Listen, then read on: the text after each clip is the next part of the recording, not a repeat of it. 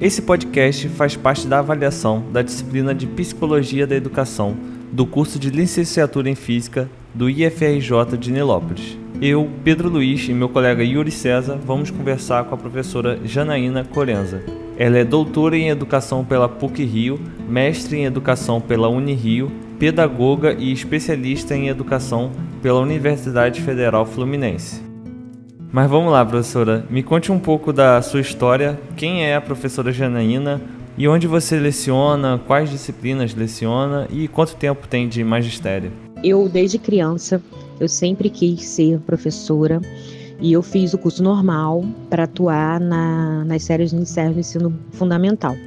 Aí eu me formei em 1992 e no ano seguinte eu fiz um curso chamado adicional, que era para atuar na educação infantil. E, ao mesmo tempo, fiz um concurso para a rede estadual do Rio de Janeiro, no qual eu fui chamada em 1994. Então, eu comecei a atuar como professora alfabetizadora, no CIEP, em São João do Meriti. E na época eu morava em Vila Isabel.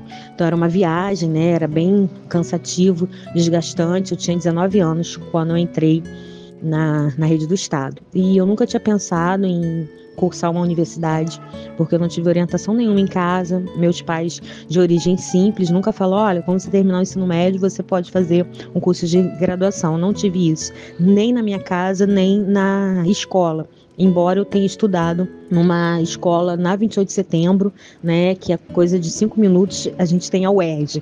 Então, nunca tive essa orientação. E quando eu fui pro CIEP trabalhar como professora, que foi um concurso grande da rede do estado, entrou eu e mais 10 professoras, foram muitas professoras, porque eram todas professoras contratadas.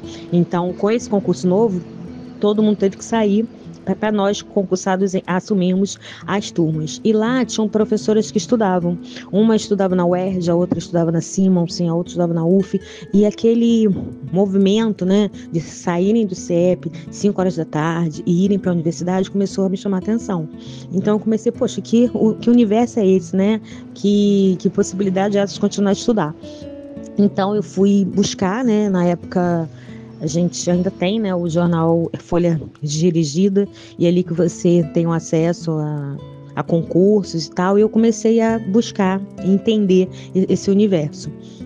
Então eu tentei o primeiro vestibular para administração, porque quando eu falava para as pessoas que eu queria fazer o curso de pedagogia, você ser professora, ganha pouco, nossa, vai estudar mais 4 anos e vai continuar trabalhando com criança. Então eu fiquei muito desanimada e eu tentei o vestibular para administração, não passei, é óbvio. E no ano seguinte eu falei, não, quer saber, eu quero fazer pedagogia, eu gosto de dar aula.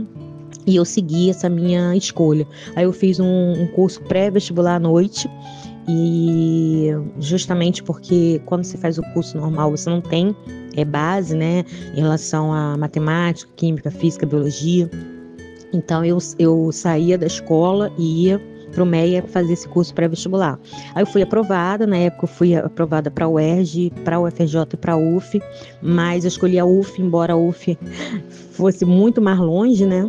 A grade de lá era uma grade mais completa, mais ampla, e eu fiz o curso de pedagogia na UF. E nisso eu já atuava como professora, né, como eu falei, só que eu já estava no Instituto de Educação do Rio de Janeiro, porque era muito distante ir para São João todos os dias, e abriu vaga para professor no instituto, e eu consegui mudar de escola. Eu morando em Vila Isabel, trabalhando na Tijuca, ficou muito melhor, e indo para a UF todos os dias. No ano seguinte, quando eu terminei o curso de graduação, eu com mais amigas, a gente ficou com muita vontade de continuar na UF. Aqui tem pós-graduação, vamos continuar estudando aqui. Aí fiz, né, participei do processo seletivo e fiz uma pós-graduação lá pro Censo. Tive a oportunidade de trabalhar em diversas escolas. Em 2002 eu fiz concurso para o município do Rio, então eu fiquei durante 10 anos conciliando a minha matrícula na rede do estado e na prefeitura do Rio. A prefeitura eu consegui ficar à noite, né, para justamente dar conta da carga horária. Atuei no CIEP, eu atuei com menores infratores do Degase, ali na Ilha do Governador. Eu trabalhei também um tempo com educação em prisões, em Bangu. Tive a oportunidade de ser diretora adjunta lá com educação de jovens e adultos. E eu trabalhei em creche, eu trabalhei em ensino fundamental, eu trabalhei com educação de jovens e adultos, eu fui coordenadora pedagógica na Prefeitura do Rio também, até que chegou o momento que eu fiz o concurso para ser técnica em assuntos educacionais do IFRJ, assim que ele deixou de ser Cefet Química. Quando eu fiz o concurso ainda era Cefet Química, isso em 2009, aí já tinha se transformado em IFRJ. Aí eu fui para o Campos Nilópolis como TAI, trabalhei na pró-reitoria de graduação. Foi uma experiência única na minha vida, né? Porque eu trabalhava justamente com os cursos de graduação, projeto de curso, trabalhei diretamente com os coordenadores dos cursos de graduação, tive a oportunidade de vivenciar uma semana no MEC com o trabalho de avaliação de cursos. E quando foi 2011, abriu um concurso para professor, e eu sempre quis voltar, né, ser professora, porque nesse período eu fiquei mais com a parte burocrática, o que é extremamente rico também, mas não é o que eu me sinto feliz. Aí eu fiz esse concurso só tinha uma vaga, então eu fiquei bem desanimada, né, mas hoje eu digo para as pessoas, se tiver uma vaga, faça, porque você só precisa de uma vaga, né? Só que eu fiquei em segundo lugar nesse concurso, uma outra professora assumiu, só que aí ela entrou de licença, ficou assim, mais de um ano de licença, e nisso os alunos sem aula. Esse concurso ele foi sistêmico e a opção de vaga eu botei para o campus Paracambi. E as turmas sem aula, das disciplinas pedagógicas, até que abriu uma vaga por conta da aposentadoria de um docente e eu consegui assumir essa vaga. Fiquei no campus Paracambi 3 anos, foi quando abriu, né, um edital de remoção para o campus de Nilópolis e eu fui para Nilópolis. Cheguei em Nilópolis em 2016. Ainda não é do lado da minha casa, mas é bem mais perto. E então eu estou em Nilópolis desde esse momento. Completei 30 anos de magistério ano passado, então eu tive a vivência aí na rede estadual de ensino, na rede municipal do Rio de Janeiro, em diversas escolas, em diversos cargos, e minha vivência final aí em formação de professores. Professora, então, mais uma pergunta, a gente queria saber como que você enxerga os seus alunos em sala de aula? Bom, eu sempre acredito, né, que os alunos eles são sujeitos em constante formação, não porque eles são alunos, mas porque eles são seres humanos, né? Então, o espaço que os estudantes ocupam, sejam eles qual for, não apenas a sala de aula, né, mas todos os espaços, é um espaço onde você aprende, né? Então, eu enxergo como pessoas que buscam, né, nos cursos de graduação, se formar em um profissional. Aí, se eu for pensar em alunos em outros momentos da minha vida, né, seja criança ou mais jovem, eu acho que o meu olhar ele sempre foi esse. Aí eu tô falando aqui, eu lembrei de uma senhora que eu fui professora na EJA. Ela já era bem senhora, ela devia ter uns 80 anos. Eu dei aula para ela durante 1 ano, só que aí eu saí dessa escola e muito tempo depois, muitos anos depois, muito mesmo, eu numa reunião, até reunião virtual, dando uma atividade, aí uma professora, que foi professora dela depois de mim, ela virou e falou assim, que a professora Janaína que me ensinou a ler e escrever.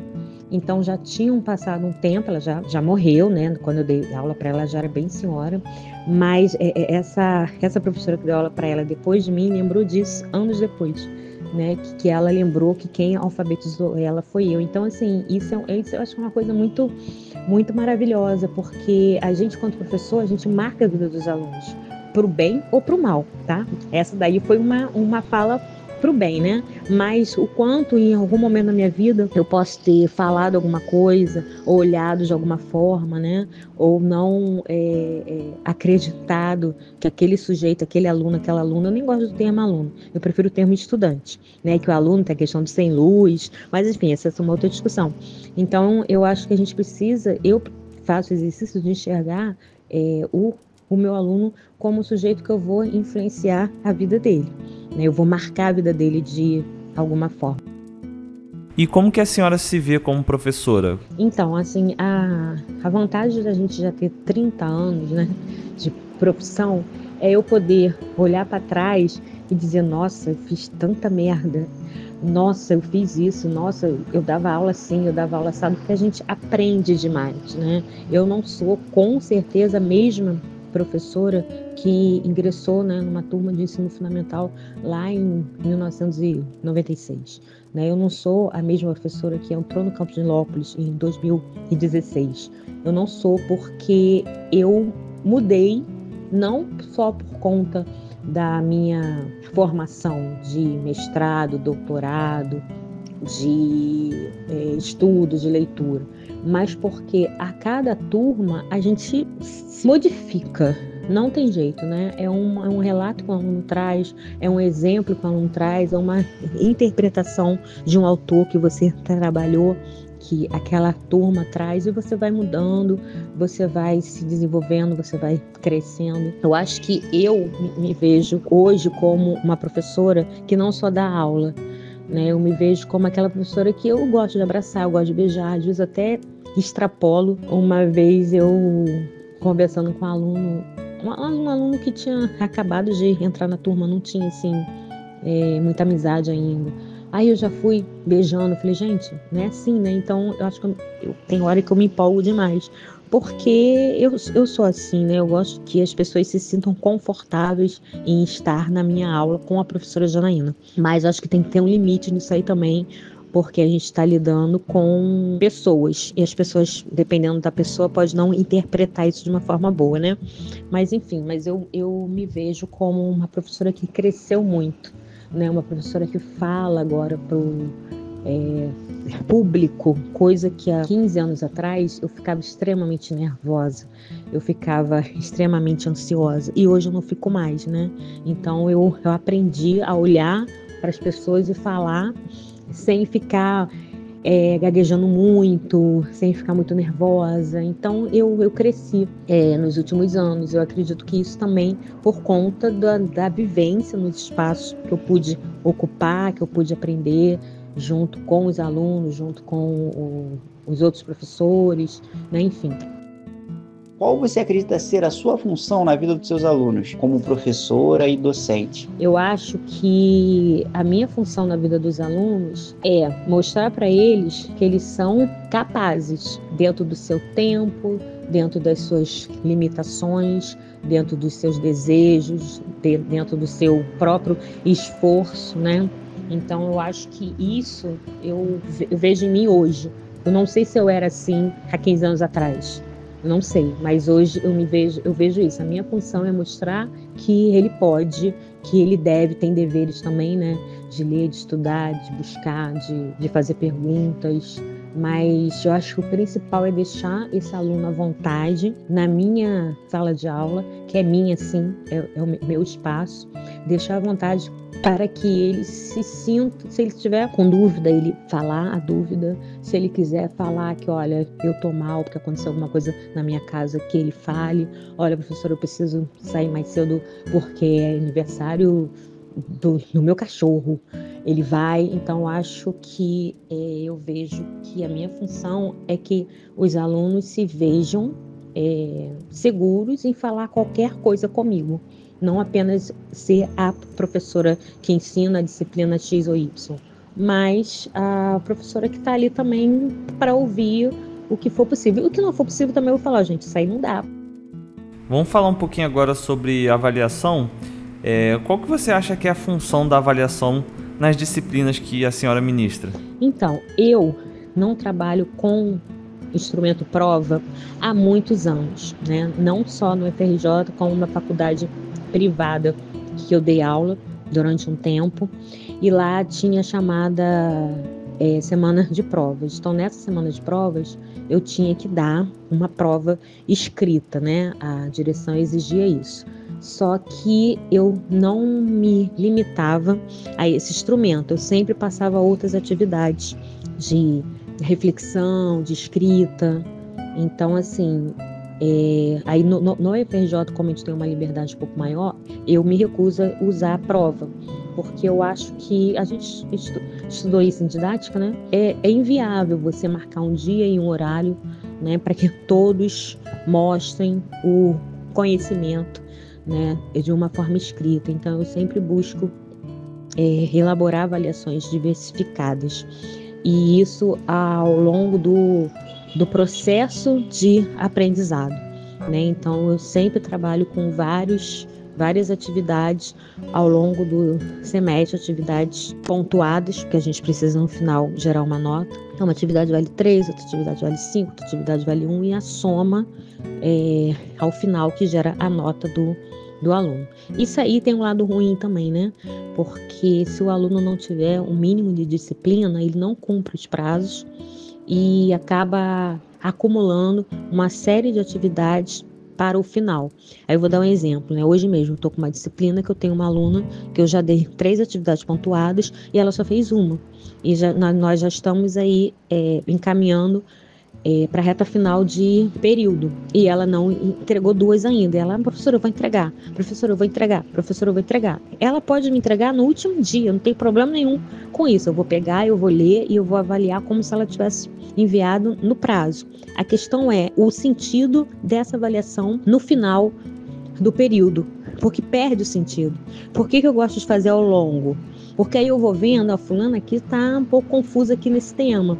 Olha, ele conseguiu compreender legal, dá para eu ampliar essa discussão aqui. Mas se ele entrega só lá no final, ele não vai ter essa chance de eu dizer, olha, isso aqui você podia ter ampliado. Olha, isso aqui tem um vídeo que vai te ajudar a compreender melhor, sabe? Então, isso para mim ainda é bem complicado.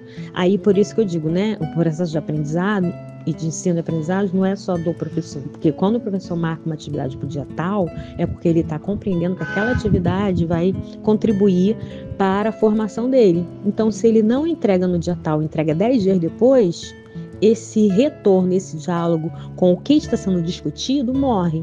Não vou dizer morre, né? Mas diminui, né? Então, é isso. Qual tipo de avaliação você costuma utilizar para mensurar o ensino e aprendizagem dos seus alunos? Esse mensurar essa qualidade, para mim, é um desafio muito grande, porque como eu trabalho muito com a produção escrita, né, para você criar alguns critérios de avaliação, eu acho muito, muito complexo. Você gerar uma nota para aquele sujeito que escreveu um texto, mas assim, esse texto ele não dialoga com aquilo que o aluno fala em sala de aula, né? Que às vezes o aluno fala muito bem, se articula muito bem, você vê que o conceito está ali, ótimo. Aí na hora que você manda escrever, ele se perde. Ou ao contrário, ele escreve muito bem, mas na sala de aula, quando você pede para ele opinar, ele já fica nervoso, ele já viaja e tal. Então isso para mim é muito difícil, é muito complexo, né? Mas eu tento, dentro do meu critério de justiça, ser o mais justo possível, né? Levando em conta que aquele aluno que está escrevendo, ele não é só o que está escrevendo, ele é o que participa, é o que fala, né? Aí você entra numa outra questão, né? Às vezes o aluno falta pra caramba, ele chega atrasado, mas ele faz a atividade bacana. Então, assim, gente, a avaliação é um tema, assim, muito complexo, não é simples, mas eu costumo pensar no seguinte, né? Quando o aluno, ao final da aula, ele fala, professora, a aula hoje foi legal, poxa, professora, eu gostei da aula hoje, poxa, aquele vídeo foi bacana, poxa, o seu texto foi legal, isso para mim é bom, né? Porque eu consigo entender que aquele desenho de aula que eu fiz valeu a pena. Porque é muito difícil o aluno no final da aula falar, professora, hoje a aula não foi legal. Poxa, professora, esse texto foi muito ruim. Nossa, esse vídeo é horrível. É muito difícil, porque o aluno, mesmo eu dando essa oportunidade, né, de diálogo, está aberta para o diálogo, ele, ao longo do processo, ele não faz isso. Nunca aconteceu comigo de nenhum aluno, assim, no meio do semestre, falar, nossa, essa sua aula hoje foi horrível. E às vezes não minha aula é horrível, porque às vezes eu não estou bem, né, às vezes eu não consegui estudar para a aula. Só que o aluno não fala isso, porque tem essa cabeça histórica, né, que o professor é o grande eu sou ali. Então, o que eu faço? No final da disciplina, aliás, eu precisando mudar isso, tem que fazer uma autoavaliação no meio da disciplina, só que eu não consegui ainda com esses semestres loucos, né? Mas eu vou conseguir em algum momento. No final da disciplina, eu dou uma autoavaliação, né? Em que esse aluno ele tem que resgatar o que ele estudou ao longo do semestre e ali ele se avaliar. Então, esses documentos, eles me ajudam a repensar texto, a repensar dinâmicas, repetir coisas que, todo mundo falou que essa atividade foi top, então eu vou fazer essa atividade de novo. Então eu vou indo, né, seguindo esse caminho, né, de ouvir os alunos, só que eu ainda preciso melhorar isso e fazer uma autoavaliação no meio do processo e não apenas no final. Eu já tive avaliações negativas no final, eu lembro de não era ainda escrita, né? Eu passei a fazer escrita tem uns períodos para cá, em que eu abri uma roda e pedia para os alunos falarem como é que foi a disciplina, o que gostaria de mudar. Aí eu lembro de um filme que eu sempre passava, mas era para alunos ingressantes, que é o filme Entre os Muros da Escola. E aí uma aluna, né, levantou o braço, assim, meio tímido, e falou, que aquele filme, eu não gostei daquele filme, que eu fiquei desanimada em ser professora. Aí o restante da turma, é mesmo, né? Então alguém tinha que falar. Então eu não passo mais esse filme para alunos ingressantes, né? Que realmente é um filme que dá um impacto sobre o que é ser professor. Então quando eu dou, por exemplo, a disciplina de estágio, que a galera já está no 5º período, 6º período, aí eu e a Luciene, né, a gente passa esse filme, que aí a visão já é outra, ele já vivenciou o curso durante um tempo, né? Ele já está fazendo estágio, tem uma outra visão. Então, assim, a autoavaliação dos alunos ajuda muito. Já teve aluno também que falou de texto, olha, esse texto, ele foi muito denso, aí eu mudei o texto, né? Eu acho que são esses dois. Mas texto vira e mexe, parece, né? Porque é muito longo, porque o autor é difícil, então eu vou mudando, né? Entrando um pouco agora na parte da psicologia, você conhece ou se inspira em alguma teoria da psicologia ou da psicologia da educação para respaldar a sua prática como docente?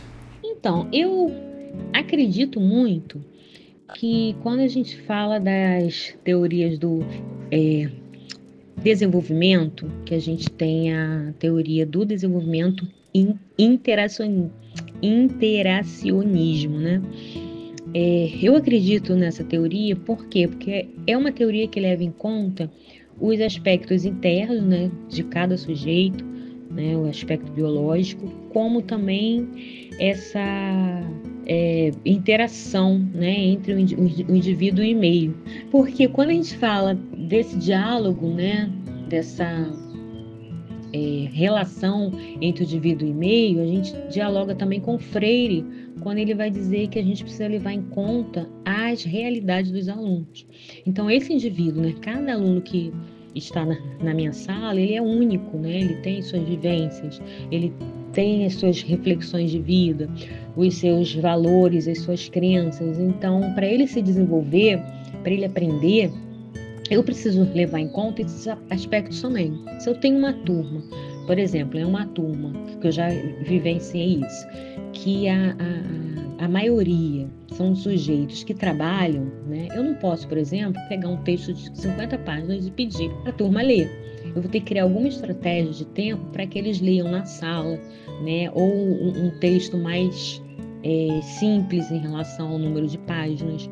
Mas se eu tenho uma turma, que já aconteceu, de eu ter a maioria de jovens, galerinha 18, 19 anos, e que não trabalhava, então eu podia explorar mais. Eu falei assim, gente, tem esse texto é grande, mas vocês têm tempo, né? Então, por isso que sempre no primeiro dia de aula, eu sempre pergunto onde mora, se trabalha, qual horário que chega, né, em Nilópolis, a distância, coisa e tal, justamente para eu já ir moldando ali o tipo de exigência que eu vou ter com esse aluno. Então, dentro da psicologia da educação, quando fala de interacionismo, eu acredito nisso, né? Levar em conta os aspectos internos, né? Que sujeito é esse, que processo de aprendizagem é esse, como ele se vê nesse mundo e o meio em que ele está inserido. E aí a gente tem também, né, a chamada teorias da aprendizagem, que eu acredito muito, né, na questão do que a gente chama de humanismo, né, que nessa teoria a ênfase é no sujeito. Então, que sujeito é esse? É claro que numa turma, né, é complicado a gente pensar no sujeito, mas aí pensando nesse sujeito que faz parte de um corpo maior, né? Quem é ele, que história ele tem, né?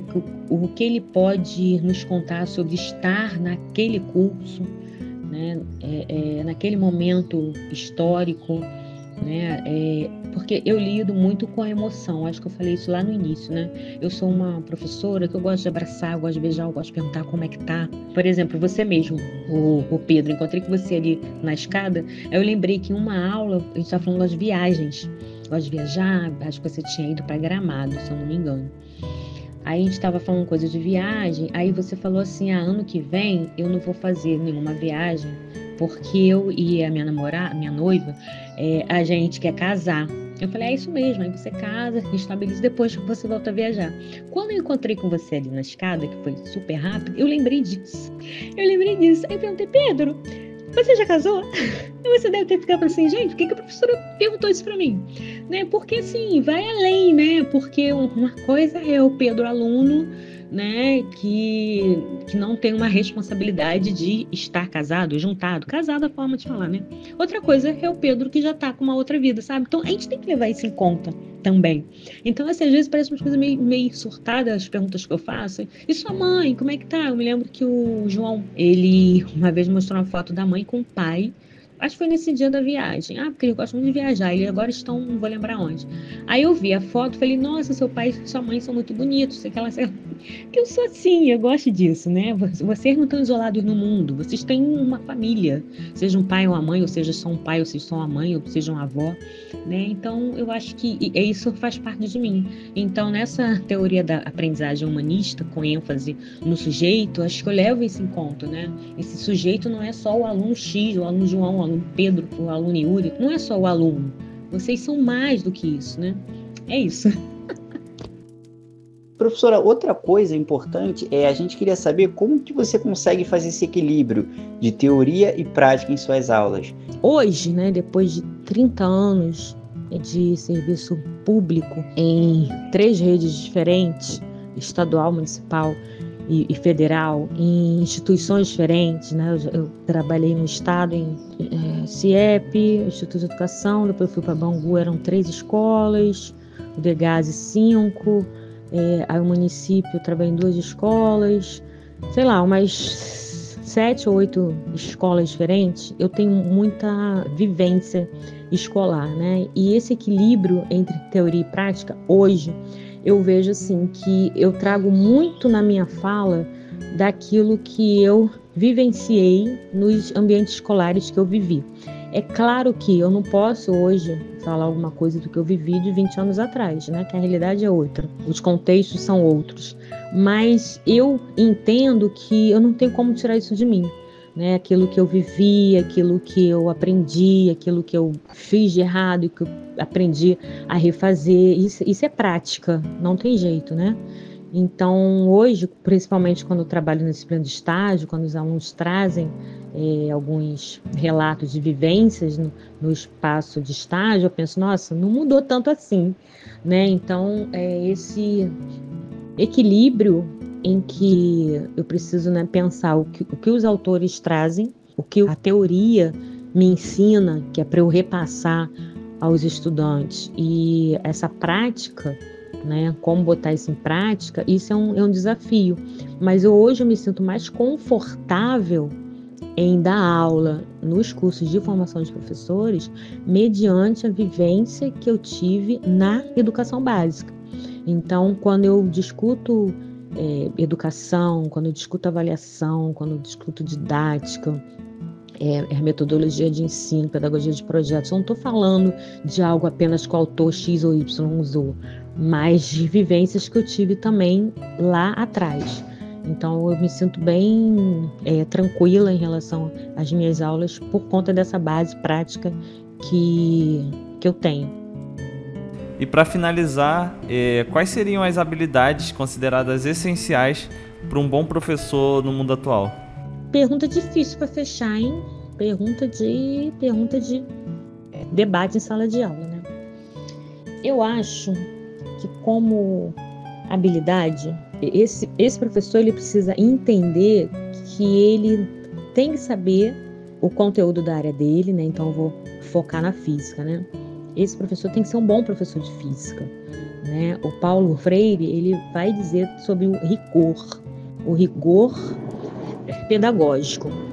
Esse rigor, esse professor estudar, se preparar, sim, para dar a melhor aula.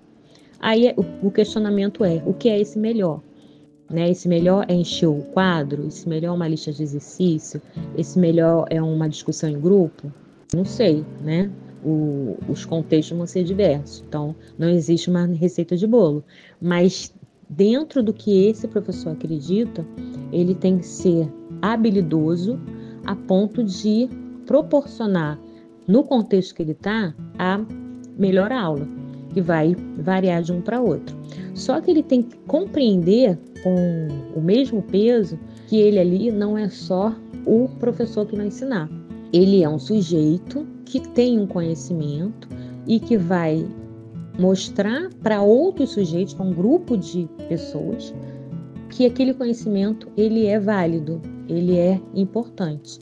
E para ele fazer isso, ele vai ter que usar uma linguagem adequada, ele vai ter que mostrar na fala dele, na aula dele, né, no desenvolvimento da aula, das atividades, que aquilo ali é bacana, que aquilo ali é legal.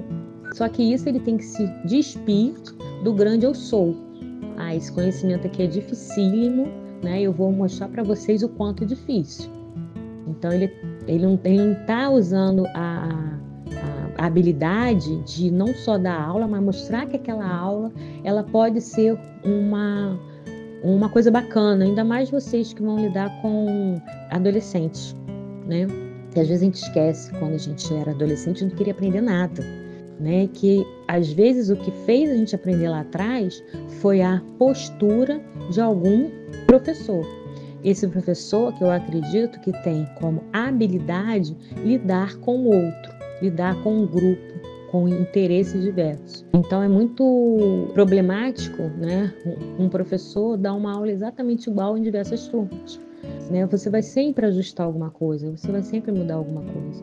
Então eu vejo como principal habilidade no mundo que a gente vive, que os alunos acessam várias informações, às vezes, né, considerando aí adolescentes, né? Às vezes dados errôneos, fake news, enfim, um mundo em que a sua fala não é a única verdade, você tem várias verdades, né? Então você tem que ter essa habilidade de ser o melhor, né? De dar o seu melhor para a sua aula, mas que esse melhor ele não afaste o ser humano que você é enquanto professor. Né? Eu acho que isso mostra para os alunos que, mesmo sendo uma matéria difícil, mesmo sendo um conteúdo difícil, aquele professor faz com que aquela coisa difícil, dura, complexa, né? Às vezes sem sentido, seja algo agradável. É fácil? Não, gente, não é fácil, nunca é fácil. E aí, por isso que eu queria dialogar com vocês em roda, né? Porque uma coisa vai puxando a outra. Eu lembrei de uma discussão que eu tive com um aluno lá no campus Paracambi, que uma hora lá da aula, era a disciplina de Sociologia da Educação. Um aluno falou assim: professora, mas essa matéria que a senhora dá é fácil. Eu queria ver a senhora dando cálculo, alguma coisa assim de números, né? Lá era matemática. Aí eu fiquei olhando assim para ele, aí eu falei assim: olha, ser fácil ou ser difícil depende muito da sua vivência de mundo, né? Eu estou dizendo isso porque, um cálculo, se você botar um exemplo bem simplório, 2 mais 2 é 4, acabou a história. 2 mais 2 é 4, ponto. A minha disciplina, se você disser para mim que 2 mais 2 é 5 e argumentar em cima desse resultado, eu vou te ouvir e eu vou dialogar com você. Não com base no meu achismo, né? Mas na base em autores que eu estudei, que eu busquei, né? Então, não é que seja mais difícil ou mais fácil. Eu acho que não existe isso. Existem disciplinas diferentes, existem discussões diferentes. Eu vejo que a disciplina que eu dou, não somente essa, como as outras também, requer a habilidade de ouvir o outro. E se o outro estiver falando uma coisa muito absurda, né? Eu, como professora, eu tenho a responsabilidade de dizer, olha, não é isso. É isso aqui. E não é porque eu quero. É porque o autor estudou, pesquisou, se debruçou sobre isso e chegou a esse resultado. E eu vou ter que ter a habilidade de mostrar isso para você de uma forma que você entenda e de uma forma que eu não seja agressiva com você. Se isso para você é mais fácil do que eu dizer para você que 2 mais 2 é 4, depois a gente senta e conversa de novo. Então, assim, né? É isso, né? Você criar essa construção de que você é capaz de mostrar para o outro, seu aluno, no caso, que aquilo ali que você está ensinando é uma coisa importante, mas sem perder, é uma coisa difícil, mas sem perder a beleza daquilo ali. Aí eu volto de novo a Freire, né? Que ele fala da beleza de você educar, da beleza de você ensinar. Aí só para finalizar, né? Eu acho que professor nenhum é perfeito. Eu tenho muitos defeitos, né? E eu fui aprendendo a mudar também alguns aspectos. Eu lembro de uma atividade que eu fiz, não sei qual foi a turma, pode até ter sido alguma sua, mas eu não lembro, que um aluno falou assim, professora, a senhora não vai fazer aquelas caras e bocas quando eu estiver apresentando não, né? Mas eu não tinha noção de que eu fazia caras e bocas e que isso, para o aluno que está ali na frente, né, naquele processo de aprendizado, era muito ruim, né? Aí eu fiquei assim, gente, eu faço caras e bocas, meu Deus. E eu fui aprendendo a mudar. Não sei se eu já mudei, né? Não sei se eu desse aula com um espelho na frente. Mas foi uma reflexão que eu fiz.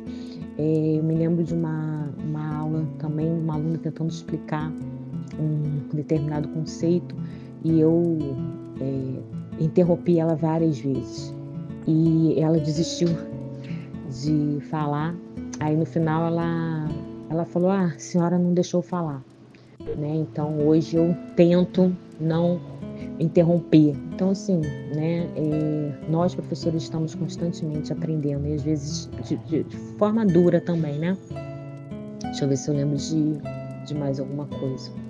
Eu lembro de uma vez eu até chorei na sala porque uma aluna estava tentando justificar lá uma fala dela. Aí ela meio que desistiu, falou, tá bom. E aquilo ali me marcou, não sei se um dia eu também não estava bem, né, que eu não sou de chorar assim. Aí eu, não fica assim não, isso aqui eu comecei a chorar e os outros alunos ficaram me olhando. Aí depois fiquei pensando, gente, eu chorei por causa disso, né, então assim, ninguém é perfeito, eu não me vejo como uma professora perfeita, eu me vejo como uma professora muito querida, né? Eu acho que isso é bom.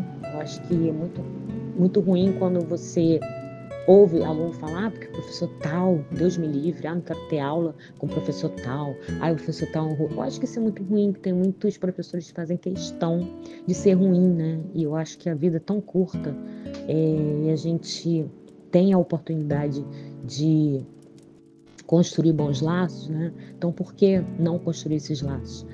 Mas é difícil, é muito difícil, porque a gente que está ali à frente de uma turma, né? Você tem 20, 30 pessoas diferentes olhando para você, esperando, né, uma aula, esperando um aprendizado.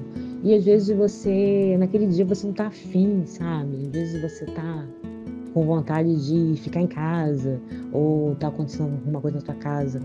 e você preferia estar em casa ou estar numa festa, mas a gente que trabalha à noite, né?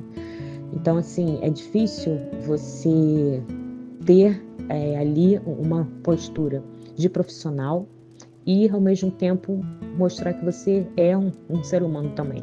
Quando a gente lida com vidas, né, você tem muito essa coisa, o professor tem que entender o aluno, tem que ouvir o lado do aluno. Só que ninguém ouve a gente enquanto professor, né?